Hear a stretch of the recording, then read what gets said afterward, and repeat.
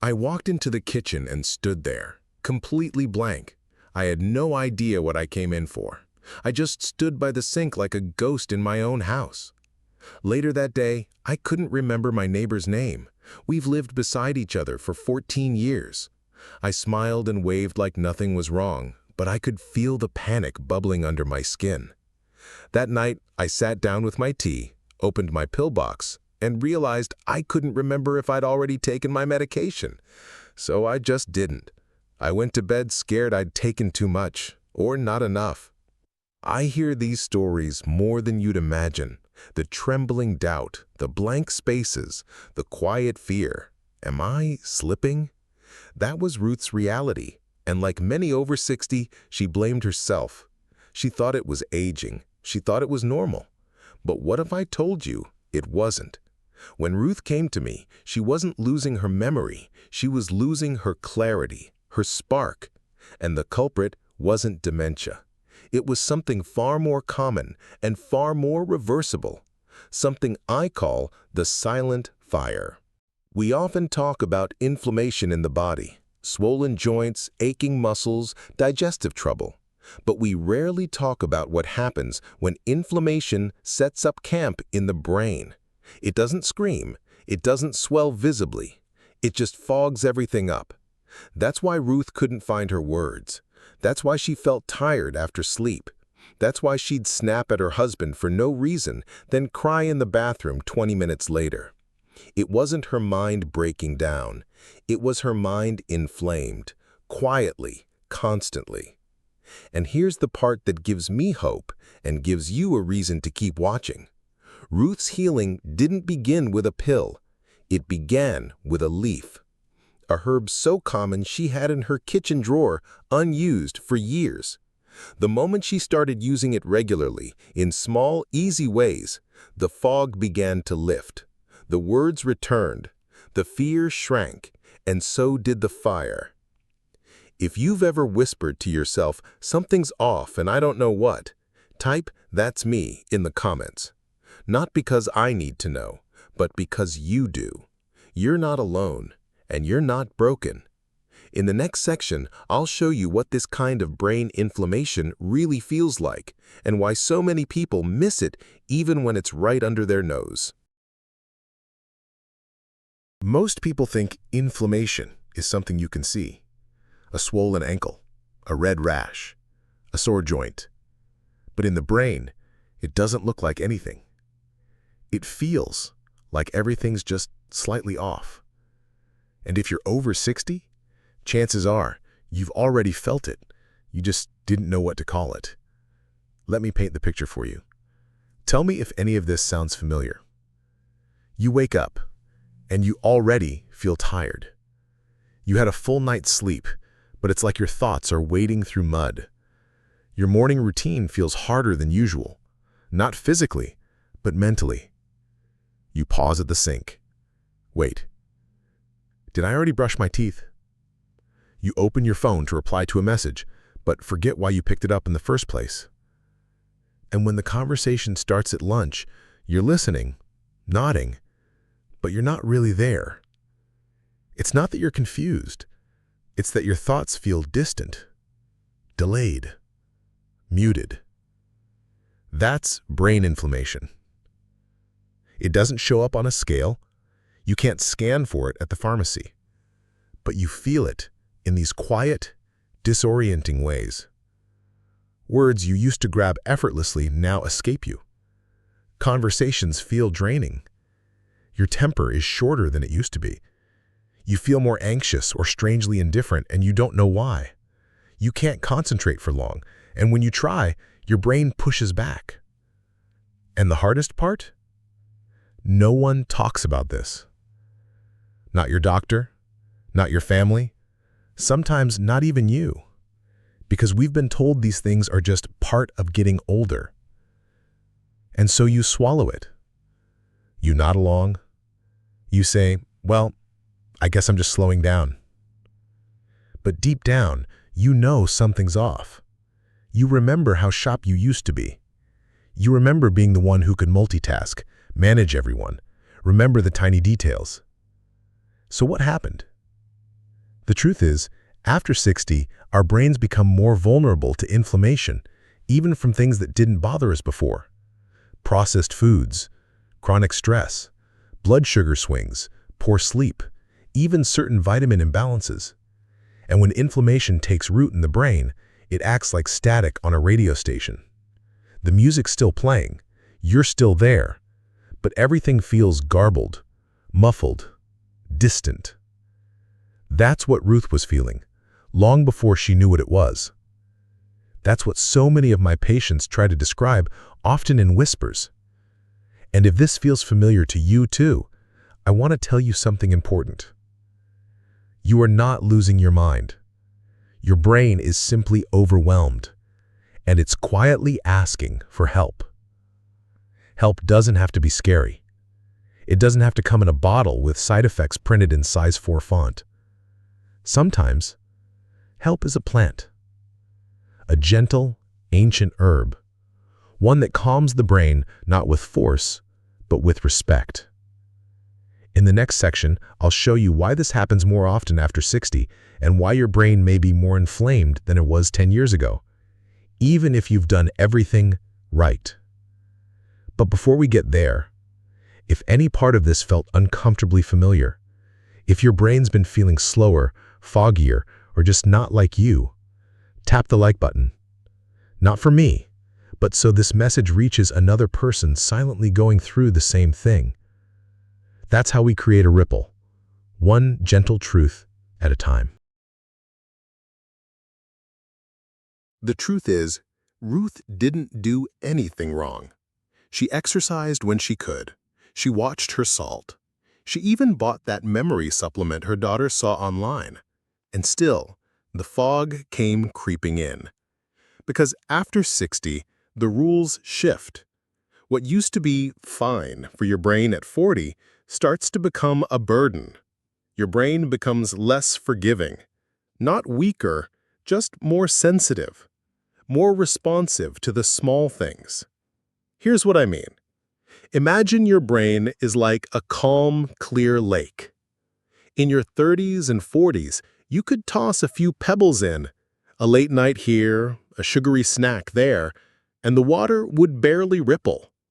But after 60, those same pebbles start to feel like boulders, and the ripples, they don't settle as quickly.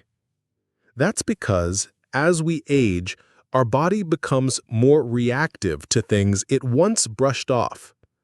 Blood sugar swings hit harder, causing mental crashes. Processed fats trigger more inflammation. Stress lingers longer in the body. Sleep becomes lighter, less restorative. Even our gut bacteria, which send signals to the brain, shift in ways that make our minds more prone to anxiety, fog, even sadness. All of this doesn't just affect how we feel, it affects how our brain functions. And here's the real kicker. Most of this inflammation is silent. It doesn't cause pain. It doesn't show up on a lab test right away. But it quietly slows you down, dulls your memory, clouds your joy.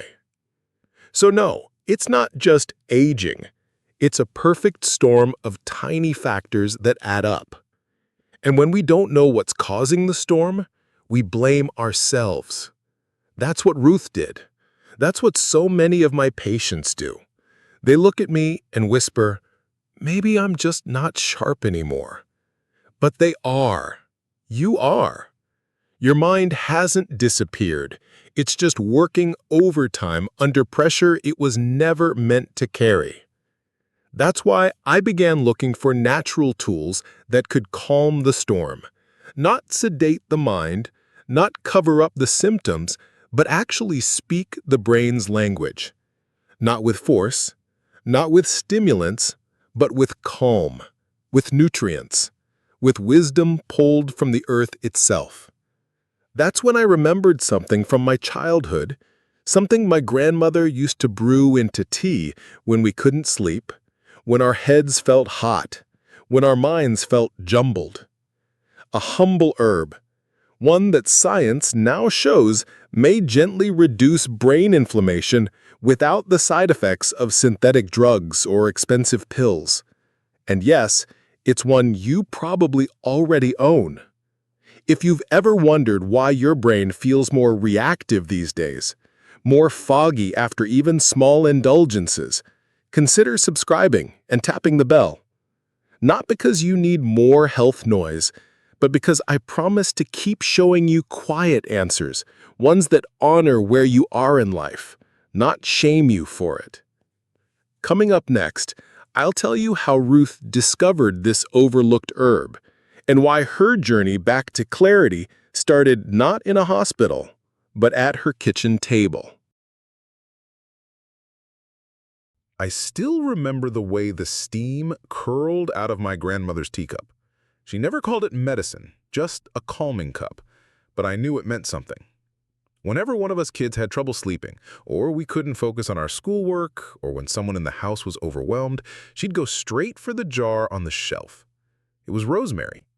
Not in a fancy bottle, not in a supplement aisle, just dried sprigs tied with twine, dropped into hot water. She never said it fixed anything. She just said, "Let it settle your head." For years, I forgot about that jar. Life became textbooks, clinical rounds, protocols, until Ruth. She came in one afternoon, eyes tired, hands clenched, voice small. "I just want to feel like myself again," she said. Not sharp, just steady. That word stuck with me. Steady. And that night I stood in my kitchen, staring at my own spice rack, and there it was. A simple glass jar. Rosemary. It's strange how memory works. That smell, warm, piney, slightly peppery, pulled something forward. I went back into the research, not as a skeptic, but as a student. And what I found stunned me. Rosemary isn't just culinary. It contains compounds like rosmarinic acid and carnosic acid, both of which have been studied for their anti-inflammatory and neuroprotective effects. Studies show it may reduce oxidative stress in the brain, improve circulation to key memory centers, and even support neurotransmitter balance, helping with mood and focus. It doesn't work like a light switch. It's not instant, but over time, it helps your brain breathe again. So I told Ruth, let's keep things simple. Start with rosemary tea, once a day. Just steep it fresh like my grandmother did. Nothing else changes. She gave me a look. "You want me to try tea?" She laughed softly. "Is this one of those placebo things?" I smiled. "Let's find out together." 2 weeks passed, and then came the message. "Doc, something strange happened. I woke up this morning and remembered my dream. I haven't done that in years. I finished reading an article without rereading the same sentence 10 times. I didn't yell at my husband this week." She wasn't cured, but something was shifting. She felt more present, less reactive, more herself. All from one small change. If you've made it this far and you're curious how something so simple could make that kind of difference, go ahead and share this video with someone you love who might need to feel steady again too. Next, I'll explain exactly how rosemary works inside the brain and why its effects go beyond tea. This isn't old wives' medicine. It's real, measurable, and surprisingly powerful. Let's talk about what rosemary actually does, not in theory, but inside the brain of someone like Ruth. Because when she told me she could finally finish reading an article again, that wasn't magic, that was chemistry. Gentle, natural chemistry. Here's how I explain it to my patients. Your brain is like a city. Millions of signals moving through highways carrying thoughts, emotions, memories. Now imagine a fire breaks out in the center of that city. A slow-burning fire, not dramatic, not explosive, just smoldering. That's what inflammation does in the brain. And just like in a real city, smoke makes everything harder. Traffic slows down, visibility drops, signals get delayed, people get edgy, tired, forgetful. You're still in there, but your brain's just trying to function through the haze. Now here's where rosemary comes in. It's like a team of quiet firefighters, not with hoses and alarms, but with cooling compounds that ease the heat without shocking the system. The two main players? Rosmarinic acid and carnosic acid. These are natural antioxidants and anti-inflammatories found in rosemary that reduce oxidative stress, which is like brain rust, improve blood flow, especially to memory and learning centers, and help protect brain cells from the damage caused by long-term inflammation. In simpler terms, rosemary helps clear the smoke, ease the traffic, and bring calm back to the city. You don't feel it immediately, but after a few days, maybe a week or two, like Ruth, you start noticing things. You remember a name faster. You feel more alert after waking. Your temper softens. You're not snapping at loved ones over small things. That's your nervous system de-escalating. That's the storm finally settling. Now, here's something most people don't realize. You don't need massive doses. You don't need fancy extracts. You don't need to turn your life upside down. Just a small daily habit. 1 cup of rosemary tea, a few sprigs added to your eggs or your soup or your roast, or a gentle supplement if tea isn't your thing. Consistency, not intensity. That's how nature works. It honors rhythm, not urgency. I've had patients say, "Doctor, I never thought a spice could do what my brain pills couldn't." And I tell them, it's not just a spice. It's information. It's instructions. It's what your brain has been waiting for. If this feels like something you want to try, if you're tired of doing everything hard and want to try something kind, hit subscribe and tap the bell. Because in the next section, I'll show you exactly how I recommend rosemary to seniors, the form, the dose, the rhythm, and how to make it part of your morning or evening routine without stress or overwhelm. Let's make this simple, and let's make it stick. When Ruth started seeing those little changes, clearer thoughts, deeper rest, fewer mood swings, she didn't overhaul her life. She just made one shift, and she made it stick. And that's exactly what I want for you. Because healing your brain, calming your nervous system, it doesn't have to feel like a full-time job. It can start with something as gentle as rosemary in the morning. So how do I recommend it? Let's keep it simple. Tea method. Start with fresh or dried rosemary leaves. You don't need much. A teaspoon of dried leaves or 2 small fresh sprigs steeped in hot water for 10 minutes is more than enough. Don't boil it. Just pour hot water over it, cover, and let it sit. You can add a bit of lemon, a slice of ginger, even a dash of honey if your blood sugar allows. Drink it once a day, ideally in the morning or just before bed. Most of my patients find mornings better. It clears that mental fog and helps them ease into their day without that wired, jittery feeling caffeine can bring. Some even make a big batch, pour it into a thermos, and sip it warm throughout the day. Use it in food. Cooking with rosemary is powerful too, and far more effective than most people think. Sprinkle it into scrambled eggs, roasted vegetables, chicken or fish marinades, even soups or stews. The key? Use it consistently. Just a little, a few times a week, adds up. The oils release gently into your food and give your brain what it needs without you thinking about it. Supplements, if you need simplicity. If you're someone who prefers a capsule, rosemary extract is available in supplement form too. Look for standardized extracts, often labeled by % of rosmaric acid or carnosic acid. Doses around 250 to 500 milligrams daily are typical and safe for most adults. Choose trusted brands with third-party testing if you can. Quick note, if you're on blood thinners, have epilepsy, or are pregnant, talk to your doctor first. Rosemary is generally safe but deserves respect. Pairing with other brain-loving habits. Want to boost the benefits? Try pairing rosemary with omega-3 rich foods like sardines or flaxseed. 5 to 10 minutes of morning sunlight. A short gratitude practice or brain game while you sip your tea. Why? Because these aren't just brain hacks, they're signals. Signals that tell your nervous system you're safe, you're nourished, you can relax. That's where clarity starts, not with pressure, but with permission. And if you're wondering, how long does it take? For most of my patients, small shifts begin within 7 to 10 days. Sharper recall, easier conversations, more peaceful sleep. But give it a month. Let your body trust the process again. Let it know it's no longer fighting a war, it's rebuilding.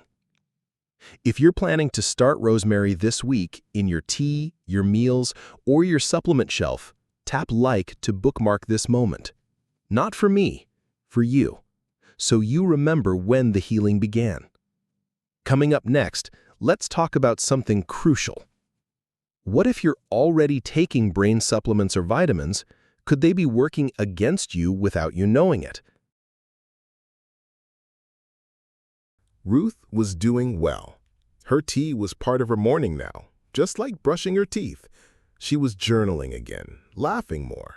Her words came back with a softness that reminded her husband of the woman she used to be. But then, something strange happened. She added a new brain booster supplement she saw on the shelf at the grocery store. It had fancy gold labels and a long list of ingredients she couldn't pronounce. Within a week, she felt off again. Sleep got patchy, her thoughts scrambled, her energy dipped. It wasn't as bad as before, but it was enough that she called me and asked, "Did I mess it up? Was the tea just in my head?" No, Ruth. The tea was working. The new supplement might have been fighting against it. Here's what I want every senior to hear. Not every supplement marketed for memory is safe for your brain, especially not your aging brain, even the natural ones. Why? Because some are too strong, too stimulating, too imbalanced for a nervous system that's already trying to calm itself down. Let me explain. Take ginkgo biloba, for example. It's often advertised for memory and circulation, and yes, in some people, at certain doses, it can help. But in others, it can thin the blood, increase anxiety, raise blood pressure, and even interact with medications in ways that create more fog, not less. And then there's excess B6 or B12, vitamins that your body needs, yes, but that can cause nerve issues, insomnia, even agitation if taken in doses far beyond what your body can process, especially in people over 60 whose livers and kidneys work slower and whose brain chemistry is more delicate. Ruth didn't know this. Most people don't, and that's not their fault. It's the industry's. See, supplements are often thrown together in blends that haven't been tested together. What works beautifully in isolation can become chaotic when mixed. And worst of all, most of these products assume your brain needs to be pushed, stimulated, supercharged. But if your brain is inflamed, stressed, or tired, what it actually needs is the opposite. Not a push, a pause, a return to rhythm. A conversation with nature, not a fight against it. That's why before I recommend any brain supplements to my senior patients, I always ask, is this calming the system or crowding it? Is it honoring your age or ignoring it? Because for people like Ruth, and maybe for you, healing isn't about doing more. It's about doing less, but doing it right. And sometimes that means removing things, not adding them. If you've ever taken a supplement that made you feel worse, or if you've been overwhelmed by all the brain pills out there, tap save on this video. You might want to come back to this part later, or share it with someone who's feeling just as confused as you once were. Coming up next, I'm going to share something I don't say lightly. There's one vitamin I no longer recommend to all seniors, and in the next section, I'll tell you why. Before Ruth left my office for the last time that month, she asked me something unexpected. "Doctor, if rosemary helped, And that pill made it worse. How do I know which vitamins I should actually be taking? It's a fair question. The truth is, I used to hand out multivitamins like candy. Fish oil, ginkgo, B-complex. Better safe than sorry, I thought. But I've changed my mind, especially about one. It's vitamin B6.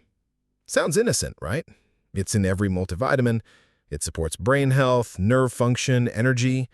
All good things in theory. But here's the part they don't print in bold on the label. Too much B6 can quietly damage your nerves. Not in a dramatic Hollywood kind of way. Now it's slower, sneakier. You might feel numbness or tingling in your hands or feet, twitching muscles, trouble with balance, a strange, fuzzy feeling in your arms or legs, restless nights and buzzing anxiety during the day. All of which can look and feel like anxiety, aging, or even neuropathy, when in fact, it's B6 building up quietly in your system. Why does this happen more to seniors?